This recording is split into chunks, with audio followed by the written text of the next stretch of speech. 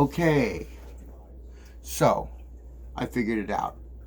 I own 30% of the Volkswagen company. That means 30% of what they make is mine.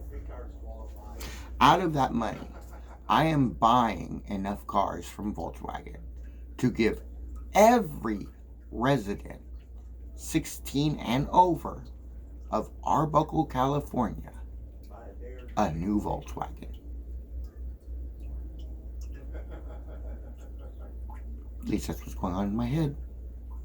That's what I feel like doing. You know why? I'm a resident of Arbuckle, California.